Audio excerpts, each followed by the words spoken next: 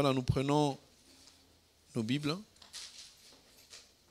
Si chacun trouvait sa Bible, nous sommes dans le livre de Marc, chapitre 4, verset 35. Et pour le respect de la parole, on peut se tenir debout. Marc, chapitre 4, verset 35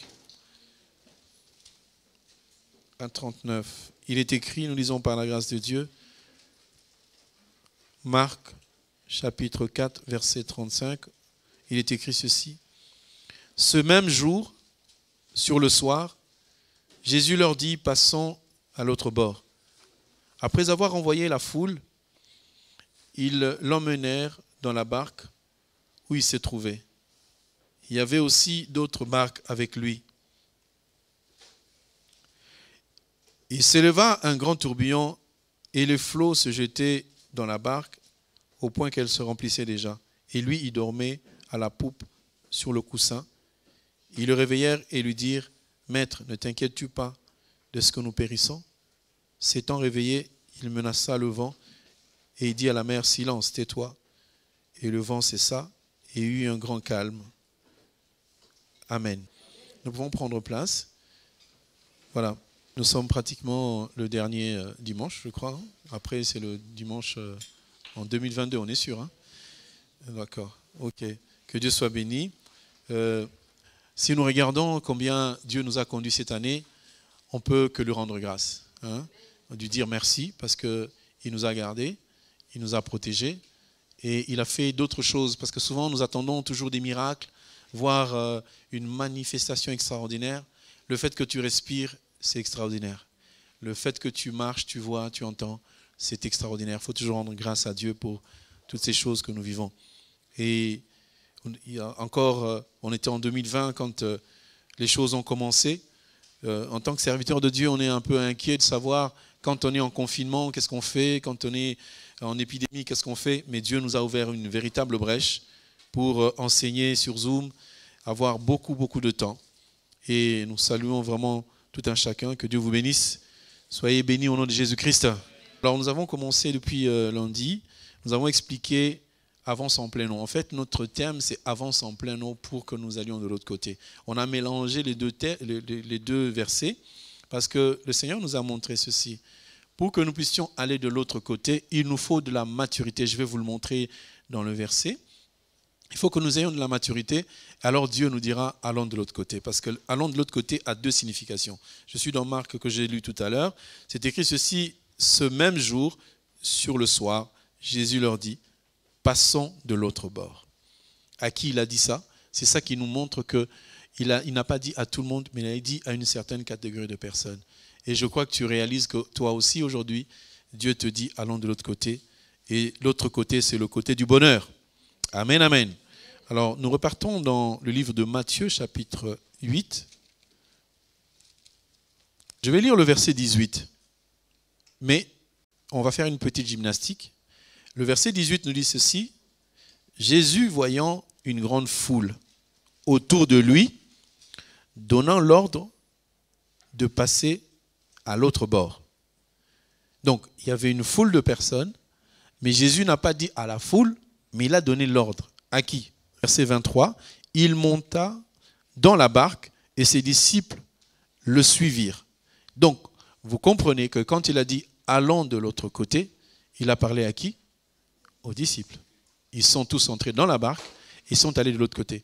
Alors, quand on a expliqué avance en pleine eau, nous avons fait comprendre que les bien-aimés qui viennent, qui s'approchent de la parole de Dieu, Dieu ne condamne personne. Amen, amen. Est-ce que vous le savez? Dieu ne condamne pas. Généralement, quand vous expliquez à quelqu'un la parole, ne commencez pas par lui dire tu es un pécheur, tu es perdu, tu as besoin du Seigneur. C'est sûr, c'est vrai. Mais Dieu, quand il descend du ciel, quand il vient vers nous, il ne vient pas pour nous condamner, mais il vient pour nous sauver. Donc notre message, c'est un message de salut. Et généralement, nous devons nous accommoder à Christ qui, lorsqu'il allait chez une femme prostituée, il avait une façon de parler. Lorsqu'il était devant les Sadducéens, il avait une façon de parler.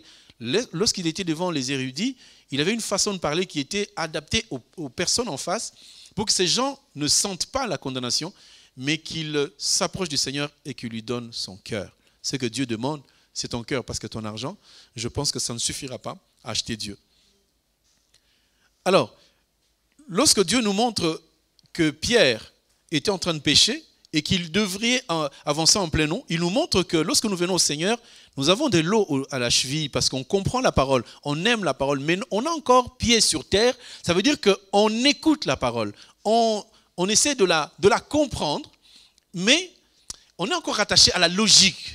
Cette logique du monde, elle a des fois du mal à nous quitter. Cette logique de la chair, elle a des fois du mal à nous quitter. Parce que des fois, on se bat un petit peu avec les gens qui sont scientifiques, qui sont logiques, en disant, mais est-ce que Jésus, vous ne trouvez pas qu'il y a des contradictions dans la Bible? Tu trouveras des contradictions parce que nous sommes dans l'esprit, toi tu es dans la chair. Mais pour comprendre Jésus, il faut entrer, il faut demeurer en lui, et c'est lui qui va te révéler qu'est-ce qu'il a écrit. Et lorsqu'il nous a dit d'avancer en plein eau, c'était pour que nous puissions quitter notre chair. Vous savez, il y a un confort dans la chair. Ton corps là, si tu lui donnes du foie gras, pour ceux qui aiment, hein, moi tu me donnes mon pondou, ton foie gras tu gardes. Celui qui aime le foie gras, c'est délicat dans la bouche. Si on te donne quelque chose que tu aimes, le corps ne dira jamais non. Si tu portes une belle montre à 4 000 €, est-ce que ton corps va dire non, non, non, c'est trop cher? Il va toujours accepter. Pour te dire que ce corps, il aime les bonnes choses.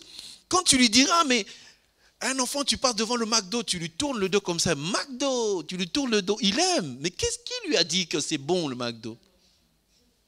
Ce corps, tu n'as pas besoin de demander quoi que ce soit. Il apprécie manger. Dormir, il y en a qui pourraient ronfler jusqu'à 6 heures, 7 heures, 8 heures. Dieu nous aime. Quand Dieu te dit avance en pleine eau, c'est que Dieu est assis au ciel avec un plan de se dire, cet enfant doit prospérer. Dieu, quand il te regarde célibataire, il n'est pas dans la joie. Il veut que tu te maries, mais pas à n'importe qui. Il veut que tu travailles, mais pas n'importe quel boulot. Ne me demandez pas les versets, il y en a. Je te donne juste la réflexion. Et Dieu au ciel, il regarde tous ces païens. Il s'élève païen, il dort, il est païen, il se réveille encore païen. Mais toi, tu te donnes à Dieu. Lui qui a dit, on verra la différence. Dieu aime la différence. S'il te dit, avance en pleine eau, c'est parce qu'il veut que tu prospères. Et quand tu avanceras en pleine eau et que tu prendras conscience que ce Dieu-là, il m'aime réellement, il te dira après, passons de l'autre côté. Ce que j'aime chez Dieu, c'est qu'il prend des gens qui n'ont pas de valeur. Et ce que j'aime chez Dieu, c'est que quand tu n'as pas grand-chose, c'est là que Dieu s'intéresse à toi. Si quelqu'un a beaucoup, Dieu ne s'intéresse pas. Parce que les gens qui connaissent trop, Dieu leur dit, bon, comme tu connais trop, je te laisse. Mais c'est lui qui est simple. On dit heureux les pauvres en esprit, parce qu'ils verront le Seigneur. Donc si tu es simple, si tu es humble, Dieu viendra vers toi. Dieu prend toujours ce qui est inutile pour en faire quelque chose d'utile, afin que les autres puissent fermer la bouche. Mais le diable prend toujours des choses importantes pour les rabaisser. C'est ainsi que quand nous sommes arrivés au niveau de la fac, on a reçu la visite des gens qui nous disaient, vous êtes des étudiants, vous devez connaître les choses. Et terminez votre phrase. Ils ont terminé en disant, la franc-maçonnerie, c'est une bonne chose. Si la franc-maçonnerie est une bonne chose, pourquoi ils ne vont pas vers les pauvres, les clochards, pour leur donner, pour qu'eux aussi progressent? Vous avez déjà vu un pauvre qui est dans l'Illuminati? C'est toujours politicien, oui ou non?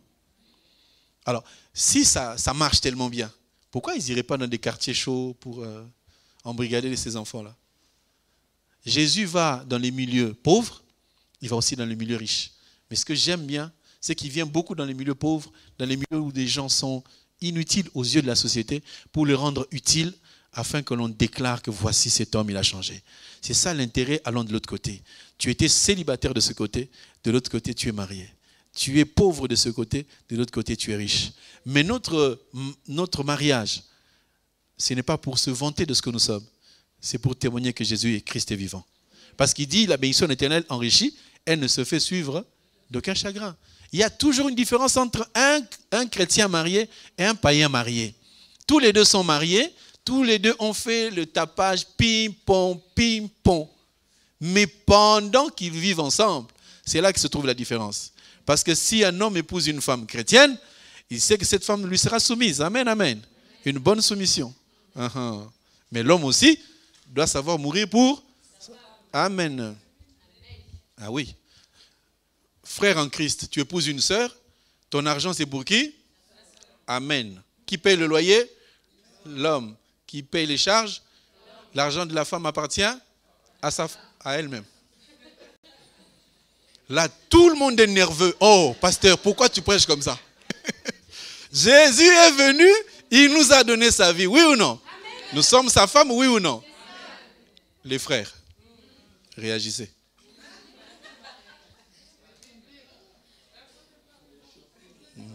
Jésus est mort pour nous, il a tout donné.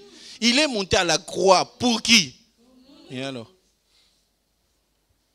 C'est pour nous. L'homme doit savoir mourir pour ça. Quand la personne avance en plein nom avec le Seigneur, elle quitte son ancienne vie. Elle s'éloigne des choses du monde.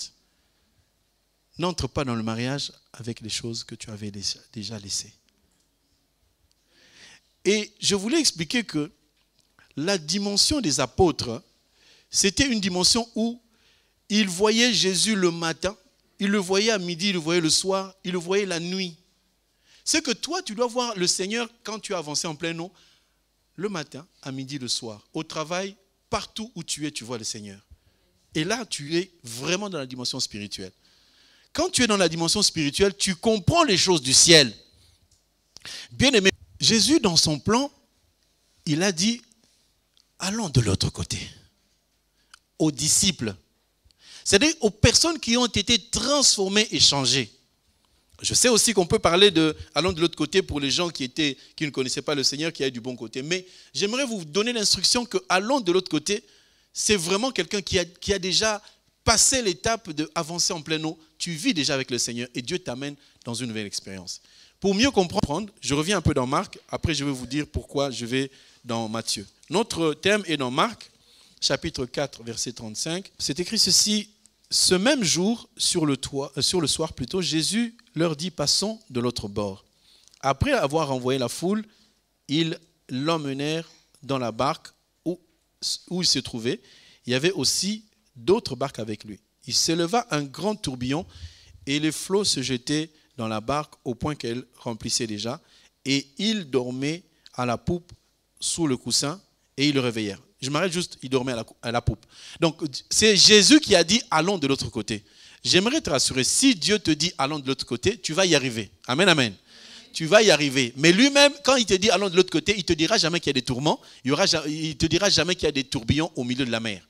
Et là, il a permis qu'il y ait des tourbillons pour qu'on éprouve les serviteurs de Dieu.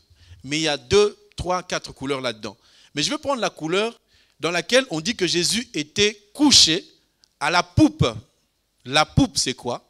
C'est l'arrière, c'est la partie cachée, la partie qui est derrière en fait.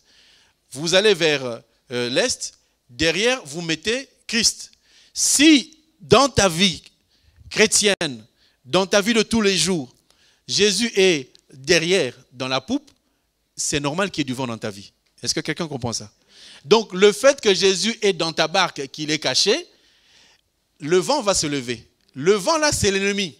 L'ennemi, quand il s'élève dans ta vie, il cherche où est Jésus. Tu étais avec lui, non? Il cherche, il ne le voit plus. Oh, il n'est pas là. Bon, ben, on va l'attaquer. Donc, on attaque celui qui a caché Jésus derrière. On attaque celui qui a laissé Jésus dormir dans sa barque, mais derrière. Or, la barque, c'est qui? C'est l'homme lui-même. Toi qui veux te marier. Amen, amen. Tu veux te marier, tu es dans une barque. Ta destination, c'est le mariage. Tu prends Jésus, tu mets derrière. Tu sors Picasso. Vous comprenez où est-ce qu'on a caché Jésus? C'est-à-dire que quand tu veux te marier, tu dois prendre l'écriture. Tu dois prendre Paul. Si tu veux te marier, tu veux t'habiller, ne laisse pas Jésus endormi. Tu vas rencontrer le vent. Il y a des gens qui veulent se marier selon les critères de moi, je crois que. Là, ça veut dire que tu es dans une barque dans laquelle tu as laissé Jésus à la poupe. C'est-à-dire derrière, Seigneur Jésus, j'aurai besoin de toi, mais pour l'instant, laisse-moi choisir. La femme que je veux, il faut qu'elle soit ingénieure, qu'elle ait bac plus 15, ça va m'aider, qu'elle sache compter, écrire, bien parler français, chinois et anglais s'il le faut. Il faut qu'elle soit comme ceci, de telle tribu. Ça, c'est Jésus dans la poupe. Et tu vas voir comment le vent va se lever. Parce que le diable, il en connaît. Des ingénieurs, il y en a. Tu n'as aucune garantie si ta femme est ingénieure que vous serez calme. Parce que tu vas voir les équations à 2 degrés. Tu vas voir des systèmes d'équations à 15 inconnus que tu ne sauras pas résoudre. Parce que si une femme a des soucis, franchement, même la mer entière ne peut pas l'éteindre. Amen, amen. Si tu veux te marier, réveille Jésus, qu'il soit devant. Quand les démons vont aller voir, tu n'auras pas des tourments. La tempête ne va pas se lever. Si la tempête se lève, c'est que Jésus est derrière et endormi. Si tu veux t'habiller, mets Jésus devant. Amen. Amen. Vous comprenez le fait de cacher Jésus à la poupe? C'est le fait de décider soi-même que c'est comme ça et pas autrement. Ça va te créer des tourments. Après, tu diras, les sœurs en Christ ne sont pas sérieuses, mais c'est toi qui as fait le mauvais choix. Tu as mis Jésus derrière. Maintenant, nous nous posons la question, qu'est-ce que Jésus a fait avant d'entrer dans la barque et de traverser? On revient donc dans Matthieu chapitre 8, verset 1er. Il y a tout un cheminement. En fait, c'est un plan divin qui est décrit dans le livre de Matthieu, mais nous nous sommes arrêtés juste à allons de l'autre bord. Mais je vous explique le plan divin, et puis on continuera à marcher selon que Dieu nous conduira, allons de l'autre côté. Il est écrit ceci, Matthieu, chapitre 8, verset 1. Lorsque Jésus fut descendu de la montagne, une grande foule le suivit. Et voici un lépreux s'étant approché, se prosterna devant lui et dit, « Seigneur, si tu veux, tu peux me rendre pur. » Jésus étendit la main, le toucha et dit, « Je le veux, sois pur. » Aussitôt, il fut purifié de la lèpre. Verset 4. Puis Jésus lui dit, « Garde-toi d'en parler à personne, mais va le montrer au sacrificateur et présente l'offrande que Moïse a prescrit afin que cela serve de témoignage. » Amen, amen. Alors, je vous explique très rapidement. Alors, vous avez compris que dans le verset 1, c'est marqué que Jésus est descendu de quoi? De la montagne. La montagne selon la parole de Dieu, parce qu'il faut lire la parole selon l'explication et non pas selon la lettre. Parce qu'on dit que la lettre tue, mais c'est l'esprit qui vivifie. Quand Jésus a donné à la Sainte Seine, qu'est-ce qu'il a donné? Il a d'abord donné le pain, ensuite il a donné le vin. Le pain, nous le lisons, nous voyons la montagne, mais quand nous buvons le vin, nous comprenons que la montagne, c'est le ciel. Donc, quand on dit que Jésus est descendu de la montagne, ça veut dire que Dieu est descendu du ciel, sur la terre. Et quand Dieu descend sur la terre, il rencontre une première personne, c'est un lépreux. Ce lépreux-là lui dit, guéris-moi. Si tu le veux, je sais que tu peux le faire. Or, ce lépreux-là, on lui a dit, va, tu es guéri, mais ne le dis à personne. Il devait aller dire ça à qui? Il allait voir qui? Le sacrificateur, selon qui? Selon quoi? Selon la loi de Moïse. Donc, on comprend que ces lépreux-là, c'est Israël physique que Dieu a rencontré quand il est venu de la terre, du ciel sur la terre. Amen, amen. Quand Dieu est venu, il a rencontré qui comme peuple? Le premier peuple qu'il a rencontré, c'est le peuple d'Israël. Ça va? On est dans la prière, mais on a quand même la révélation de l'explication de la parole. Donc quand vous voyez, on dit que Jésus est descendu de la montagne signifie le ciel. Souvenez-vous, quand Moïse devait prendre la loi, il devait la prendre où? Sur le sommet de la montagne. Or, le sommet de la montagne, c'est le ciel. Donc c'est l'image de l'inspiration de tout ce qui vient au ciel. Quand on dit Jésus est descendu de la montagne, Jésus c'est qui? Jésus c'est Dieu. Je vous avais expliqué que Dieu a été créé, mais Christ existait avant le monde. Il était dans l'éternité. À l'époque, on ne l'appelait pas Dieu, on l'appelait l'Éternel. Quand il s'appelait Éternel, il était en train de régner, il n'y avait personne sur la terre. Et quand il est devenu Dieu, c'est quand il a créé. Donc il a créé la divinité, le nom de Dieu pour qu'il soit adoré. Donc l'objet d'adoration a été créé à partir du moment où l'homme est apparu pour la création. Mais dans l'éternité, il était toujours parce c'est lui qui était, qui est, qui vient. Et dans l'éternité, il s'appelait toujours Jésus. Quand il a permis que Adam puisse venir, il lui a dit de donner des noms. Vous vous souvenez? Il a dit à Adam, donnez le nom. Le travail d'Adam dans le jardin, c'était donner des noms, cultiver le jardin et le garder. Les noms que Adam donnait, ce n'étaient pas des noms qui venaient de lui, parce qu'un homme ne peut pas donner un nom à quelque chose et que Dieu dise Amen. Dieu te dit de donner un nom parce qu'il t'ouvre l'intelligence pour que tu découvres ce que Dieu a déjà établi. Parce qu'on dit que ta volonté soit faite sur la terre comme... Voilà, Adam ne peut pas donner le nom à un animal en disant toi tu es lion, si au ciel cet objet ne s'appelle pas lion. Vous comprenez? C'est ça qu'on appelle la révélation ou la prophétie. Donc Adam était en train de relater la révélation des choses qui étaient cachées au ciel. Pourquoi il a appelé lion? Ça je ne peux pas vous expliquer, mais simplement on a pris le lion comme l'image du roi. Ok? Alors, Jésus, quand il descend de la montagne, c'est Dieu qui descend du ciel. Il doit rencontrer un premier peuple. Le premier peuple qu'il rencontre, c'est le peuple d'Israël. Et il les a quand même sauvés. Même si nous sommes sauvés par la grâce aujourd'hui, il les a quand même sauvés. Parce que le message qui nous sauve aujourd'hui, c'est le même message qui va les sauver eux aussi. Mais sauf que, comme il les a rencontrés en premier, il nous fait passer nous comme Léa. Et Rachel reste encore stérile. Vous comprenez? J'ai dit ceci, lorsque Jacob est allé pour épouser, il a trouvé qui? Il a trouvé qui en premier? Rachel, il a trouvé à quel endroit? Au puits, voilà. C'est quand Jacob rencontre Rachel au puits, c'est Dieu qui descend sur la terre. Quand il descend, il rencontre la première femme, c'est-à-dire le premier peuple qu'il a rencontré, c'est Rachel qui est l'image d'Israël. Mais quand on l'amène maintenant à la maison, qu'est-ce qu'on lui dit?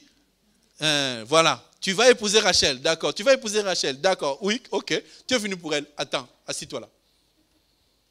Quand on l'amène dans la tente, on lui fait boire d'abord, parce qu'il faut boire du vin. Pour aimer Jésus, il faut boire. Hein. Pour être amoureuse, il faut boire le vin. Si tu n'es pas ivre, tu ne vas pas aimer. Nous sommes ivres de Jésus. Quand la parole de révélation, tu es ivre. Il y a des gens qui vont dans les églises, ils ne sont jamais ivres parce qu'on leur lit la lettre. On leur dit, Jésus a marché sur les eaux. Essaye de marcher toi aussi. Et Jésus a fait ceci. Non, il faut qu'on t'explique le pourquoi.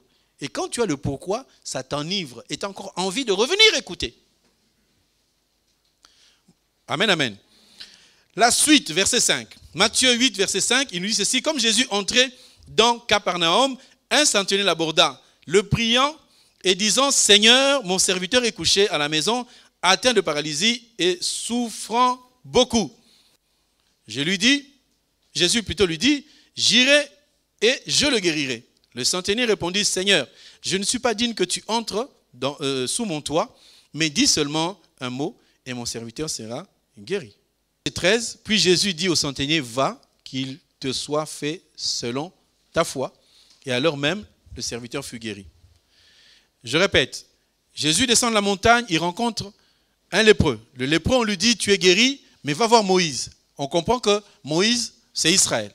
Maintenant, quand il se déplace, tout ça, c'est l'enchaînement. C'est pas par hasard. Les paraboles s'enchaînent parce que Jésus est en train de marcher, d'aller vers quelque part pour montrer le plan du salut. Maintenant, quand il rencontre un centenier. Le centenier, c'est un chrétien? Non, c'est un centenier. Verset 5, on l'a lu, comme Jésus entrait, il rencontra un centenier. Un centenier, c'est un Romain, c'est quelqu'un du monde. Ce n'est pas un juif, je veux dire. C'est un non-juif. Et ce centenier-là, ce n'était pas lui qui était malade. Il y a l'un de ses serviteurs qui était malade. Maintenant, pour le guérir, il a dit que moi, je ne suis pas juif, donc je suis sale, je ne suis pas pur.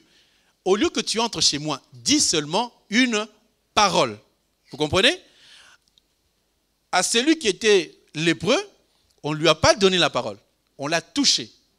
Mais à celui qui était étranger, parce que Capernaum, c'était le territoire des étrangers. Si vous lisez bien, Jésus a fait beaucoup de miracles à Capernaum, parce que c'était un territoire étranger, des étrangers. Donc, on comprend que le centenier, c'était aussi un étranger par rapport aux Juifs. Maintenant, pour la guérison du serviteur du centenier, qu'est-ce que Jésus a fait? Jésus a envoyé quoi? La parole. On comprend maintenant que le centenier est l'image de nous. Parce que nous, Jésus n'est pas venu pour nous toucher physiquement. Jésus a fait quoi? Il nous a envoyé sa parole. Aujourd'hui, nous avons reçu la parole. C'est comme s'il avait parlé quand il était de l'autre côté. Et cette parole qu'il a prononcée, elle vient sous forme de l'écriture. Vous avez compris ou pas? Ça va, hein, c'est pas compliqué. Hein? Je vous montre juste le plan du salut. C'est une façon de saisir que quand Dieu est venu, quand il a pris le premier peuple, le peuple d'Israël, il a dit, vous êtes mon peuple. Il a marché avec eux en touchant, parce qu'il a touché le lépreux. Quand tu touches les lépreux, tu deviens impur. Donc il a touché, il a pris leur péché, mais il leur a donné la parole. Mais cette parole, il ne l'a pas donnée sous forme de ce que nous on a reçu, mais il leur a donné la loi qui est une loi des choses physiques. Il fallait offrir des agneaux, des moutons, il fallait offrir des bœufs, parce que c'était des choses qui étaient complètement matérielles. Mais quand Jésus vient chez nous, il vient avec la parole, il vient avec l'écriture, mais révélée. C'est que quand on offrait des agneaux, des moutons, des bœufs dans la loi, ces sacrifices ne sont pas arrêtés. Mais ils ont continué dans qui? Dans Jésus-Christ. Parce que l'agneau couvrait le péché dans la loi, mais maintenant que Jésus est venu, on a appelé, voici l'agneau de Dieu qui fait quoi? Qui ôte le péché du monde. Quand quelqu'un croit en Jésus-Christ, même si elle a été une prostituée, elle devient vierge, comme si elle n'avait jamais commis de péché. C'est ça la grâce du Seigneur. Donc toutes les filles qui sont à l'église sont des vierges. Il n'y a pas un frère qui veut dire qu'est-ce qu'elle a fait dans son ancienne vie. Hé frère, c'est déjà terminé. Tu n'as pas à demander elle était quoi dans sa vie. Non, sa vie a commencé avec Christ, la vie passée, c'est fini. Elle est sainte, elle est pure, elle est vierge. On est d'accord ou pas? C'est l'écriture. Voilà. Donc, le plan du salut était que Dieu, en descendant, devait utiliser d'abord un peuple, qui est le peuple d'Israël, mais devait le laisser pour chercher un autre peuple, afin que ce peuple bénéficie de la grâce.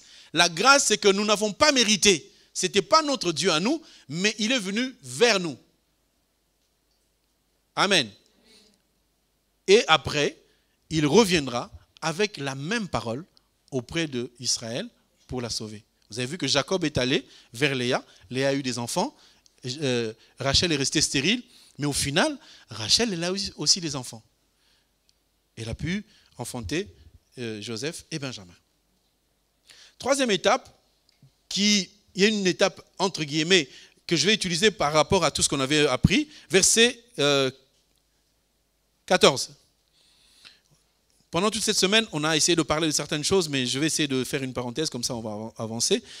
Verset 14, Jésus se rendit ensuite à la maison de Pierre, dont il vit la belle-mère couchée et ayant la fièvre. Il toucha sa main et la fièvre la quitta. Puis elle se leva et elle les servit. Le soir, bon, je vais m'arrêter juste à ce qu'elle a rencontré la belle-mère. Il y a beaucoup de couleurs dedans, mais je vais essayer d'expliquer un certain nombre de petites choses pour que tout le monde puisse comprendre. Il y a des nations qui vont écouter la parole de Dieu. Il y a des peuples qui vont entendre parler de Christ. Il y a ceux qui seront convertis et d'autres pas. C'est là que vous entendrez parler de vierges folles et de vierges sages. Vous avez déjà entendu parler de ça. Donc elles ont toutes cru, mais il y a d'autres qui seront prêts, d'autres qui ne le seront pas. On voit que le verset 15, Jésus a touché la main. La main, elle a 5 doigts. La main, c'est le symbole du ministère. Le ministère, vous connaissez apôtre, prophète, docteur, pasteur et évangéliste. Donc, il faut que le ministère agisse pour que l'on puisse avoir la clarté, la lumière. Alors, juste une parenthèse par rapport à la doctrine. Vous allez constater que dans beaucoup d'églises, il n'y a que le pasteur. Le pasteur, en fait, dans les églises, les pasteurs qui sont devant vous, ce ne sont pas les pasteurs du ministère, ce sont les pasteurs de la conduite. En fait, ce sont des bergers. C'est un berger qui conduit l'église. Il conduit l'église parce qu'il a cette grâce de s'occuper des âmes. Là, on appelle ancien, on l'appelle berger. Mais quand on parle de 5 ministères, votre pasteur peut être appelé pasteur parce qu'il conduit l'église, mais il a une autre grâce par rapport aux 5 ministères. Donc, on peut trouver une église conduite par quelqu'un qui, dans sa façon de parler, parce que le ministère, ce n'est pas le titre. Il n'y a pas d'apôtre sur terre. Il n'y a pas de docteur. Moi, je suis apôtre des nations. Non. Nous sommes tous frères et sœurs. Amen. Voilà. L'apostolat, le doctorat ou le prophète, c'est la manière de parler, l'explication. C'est que quand tu prends un verset, tu donnes à un pasteur, le même verset, tu le donnes à un apôtre. Quand ils vont enseigner, vous allez voir, ils disent la même chose. Mais la façon de parler, elle est différente. Et c'est cette façon qu'on appelle le ministère. Parce que le ministère en soi, c'est Jésus-Christ lui-même. Mais nous sommes appelés des ministres parce que nous faisons office de ceux qui parlent de la part du Seigneur. Donc aujourd'hui, je peux avoir un ministère. Je suis par exemple, j'ai un ministère prophétique. Mais Dieu peut se servir de moi comme un évangéliste parce que la grâce de Dieu se manifeste en moi. Mais je ne suis pas évangéliste. Celui qui est évangéliste, il aura toujours tendance à revenir sur sa dimension. Celui qui est apôtre, il reviendra toujours sur la doctrine, même s'il donne des révélations. Est-ce que vous comprenez? Donc les 5 ministères, c'est important. Les ministères, ce n'est pas le titre. Que quelqu'un ne s'afflige pas des titres en disant « Moi, je suis apôtre, moi, je suis pasteur, je suis ceci, appelez-moi docteur ». Non. Le doctorat, c'est Christ lui-même. Ça va? C'est un peu compliqué? Non, ça va. C'est des choses qu'on a déjà expliquées. Donc, des fois, quand il y a un seul ministère, plutôt un seul ministre, les 5 ministères peuvent s'exercer en lui pour un temps, mais pas pour tout le temps. Vous verrez quand une autre personne viendra, il y a d'autres ministères qui vont se manifester et chacun va reprendre sa place. Voilà, donc c'était un peu ça. Et je disais, la main, c'est le ministère. Le pasteur Eric avait parlé la dernière fois de ce roi-là qui avait pris les ustensiles. Il est allé s'amuser avec les femmes, vous vous souvenez, hein? Et puis il a vu une main qui était en train d'écrire, compter. Voilà, cette main-là, c'est ça le ministère. C'est ça le ministère qui dit, hein, tous ceux qui font des bêtises, en tout cas, ils voient la main de l'Éternel qui va les détruire. Et nous avons dit que c'est vrai qu'autrefois, nous nous sommes vraiment accablés contre ces personnes qui font n'importe quoi, mais aujourd'hui, on se dit que le Seigneur les aide. Je ne vais pas passer mon temps à vous expliquer ce que les autres pasteurs font, qu'ils le fassent s'ils le veulent, mais nous, on continue à expliquer ce que Dieu nous met de bien. Amen, amen. Alors, on parle de la belle-mère. La belle-mère de Pierre, c'est la mère de qui?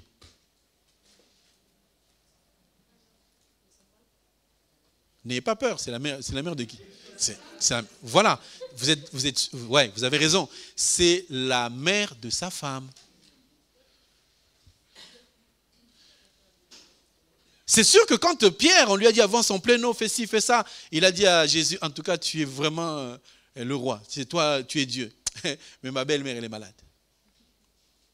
Ils sont rentrés à la maison. Et il a guéri. C'est là que je dis, bien-aimé frère, quand tu te maries, toi le frère, je parle, il faut que tu t'occupes de ta femme et de sa mère. Quand la maman de ta femme te dit quelque chose, c'est ta maman, il faut que tu obéisses. Quand le papa de ta femme demande 15 000 euros, donne 15 000. Donne 16 000. Donne 17 000 même. C'est amen ou pas amen? S'il exagère, c'est le péché de qui? Tu dois comprendre que quelque part dans le mariage, Dieu parle vraiment des parents de la femme. On ne va pas les valoriser, mais il faut avoir ce respect-là. Il faut vraiment se souvenir de ça, parce que si Jésus a parlé de la guérison de la belle-mère, c'est pour montrer la valeur qu'il donne à la femme. Et on doit remettre un peu les choses à leur place. Aujourd'hui, les gens, au lieu de chercher le mariage, au lieu de se marier en bonne et due forme, ils veulent, oui, mais bon, on va rester ensemble pendant un temps. Si ça marche, on va se marier. Non. Dans la parole de Dieu, la femme que tu vas trouver à l'église ne pose pas de questions. Elle a fait quoi avant? Elle est qui? Si c'est ce que tu veux, ne lui dis pas. Va voir le pasteur. Pasteur, j'ai trouvé une perle dans l'église. Et je confirmerai que oui, dans l'église, il y a des perles. Les choses se font selon les règles. Et que finalement, vous venez au milieu de nous, on vous bénit. Quelle joie et quel bonheur. Et j'explique, comme je parlais avec les bien-aimés hier, que la bénédiction, et c'est écrit, Matthieu 19, on va essayer de répéter ça. Matthieu 19.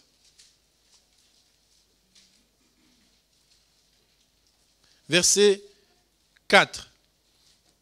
Il répondit, n'avez-vous pas lu que le Créateur au commencement fit l'homme et la femme? Bien aimé, le mariage, ce n'est pas les hommes physiques qui les ont cherchés. C'est Dieu qui a voulu le mariage. C'est une institution de Dieu, même si les païens se marient aussi, mais c'est une institution de Dieu. Verset 5. Et qu'il dit, c'est pourquoi l'homme quittera son père et sa mère, s'attachera à sa femme, et les deux deviendront une seule chair.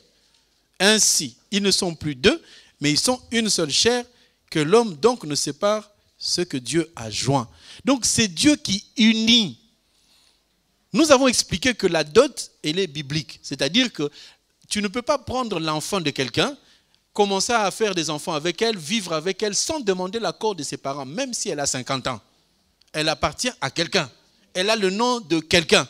Il y a son père. Il faut demander la condition à cet homme-là.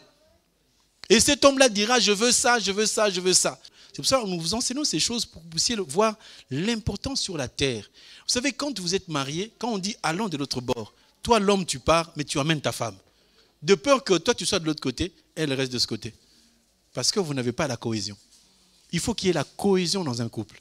Si on a guéri la belle-mère aussi, c'est pour montrer la valeur de la femme dans la vie d'un serviteur de Dieu. Parce qu'il devait prendre Pierre, l'amener de l'autre côté, mais comme il était marié, il a montré la guérison de la maman de la belle-mère de Pierre, pour montrer que aller de l'autre côté aussi, c'est l'image de l'enlèvement, c'est l'image du mariage au ciel, le mariage de l'agneau, mais c'est aussi l'image de ce couple que nous vivons tous les jours. Si tu vis dans un couple où il y a une mésentente, tu n'iras pas au ciel. Ah oui. Si dans ton couple ça ne va pas, tu n'iras pas au ciel. Parce que le jour où toi tu vas te mettre à jeûner, prier, tu vas voir des problèmes et des soucis. La femme viendra toujours te tourmenter. Tu ne peux pas vivre dans un couple où lundi ça ne va pas, mardi vous arrangez, mercredi ça ne va pas. C'est difficile à vivre. Mésentente entre l'homme et la femme, c'est insupportable. Tu peux te mettre à froid avec ton frère, avec ta soeur, même père, même mère. Mais avec ta femme, tu ne dormiras pas. Même si elle a tort, quand tu te disputes avec elle, au boulot, si tu es comptable, fais attention. Tu vas faire des virements partout. Avant de sortir de la maison, arrange-toi avec ta femme. Avant de dormir, arrange-toi avec ta femme. Si elle ne veut pas, tu récites le verset bien haut. Que le soleil ne se couche pas sous ta colère. S'il faut même le chanter, tu chantes. Parce qu'on ne sait jamais que pendant le sommeil, Jésus revient. Amen, amen. Comprenez que quand on explique la belle-mère, c'est pour dire que pour aller de l'autre côté, vous qui allez vous marier, vous qui êtes déjà mariés, arrangez le problème du mariage pour que vous allez de l'autre côté. Sans arranger, vous n'irez pas. Mais j'ai un bon message aujourd'hui, c'est que Dieu nous dit, si c'est lui qui a dit allons de l'autre côté, nous allons y aller. Même si les sorciers de ta famille ne sont pas contents, ce n'est pas son problème. Toi, tu iras de l'autre côté, et bien tu iras de l'autre côté. Si les sorciers ont déclaré que tu ne vas pas te marier, ça c'est eux. Mais Jésus déclare que tu vas te marier au nom de Jésus-Christ. C'est ça aussi les tourments qu'il y a au milieu de la mer. On t'a dit va de l'autre côté, mais tu vas rencontrer les troubles. J'aimerais que tu confesses que malgré les troubles qu'il y a, même si ça dure que je ne suis pas encore marié, je n'ai pas de travail, je n'ai pas de papier, tu dois te dire que ça va venir. Parce que tu as pris le chemin de là où ce qui est impossible devient possible. Jésus n'est pas simplement venu pour nous guérir des maux de tête, ou nous montrer le chemin de quelques petits... Non, Jésus est venu pour faire des miracles. Il est venu pour faire des choses extraordinaires. Regardez même le cas de Moïse. Dieu n'avait-il pas d'autres personnes qui parlaient clairement, de manière limpide? Il prend un bègue pour aller parler à quelqu'un d'autre. Pourquoi n'a-t-il pas pris en raccourci? Toi, tu parles bien français, va parler à Pharaon. Non, il prend un bègue. Et le bègue lui rappelle que, mais papa, tu m'as créé, tu sais bien que je ne parle pas bien. Il dit, oui, oui, oui. Toi qui ne parles pas bien, tu vas aller là-bas. Mais il y a des sœurs qui sont sincères. Ils se regardent dans la glace et disent, mais en fait, je ne suis pas très très belle. Mais bon, c'est pas grave. Mais Dieu te dit, oui, toi qui n'es pas belle, c'est toi qui vas te marier en premier. Parce que ce n'est pas la beauté qui nous permet de nous marier. Allons de l'autre côté, c'est ça le mystère de Dieu qui prend quelqu'un qui était rien du tout, il en fait quelqu'un d'important. Quelqu'un qui était maladive, maladie du matin au soir, et il te met de l'autre côté, les gens maintenant commencent à se dire, mais tu étais malade? Oui, j'étais, maintenant je suis en bonne santé. Jésus, quand il vient dans notre vie, c'est pour faire un miracle que nous ne pouvons pas faire. faire des choses impossibles. Là, on vous donne quelques conseils et une exhortation, un enseignement pour que nous puissions sortir de là. Voilà, oh là là, on a dépassé beaucoup de temps. Bon, que Dieu nous bénisse. On va s'arrêter là. Dommage, dommage. Est-ce qu'on peut acclamer le Seigneur?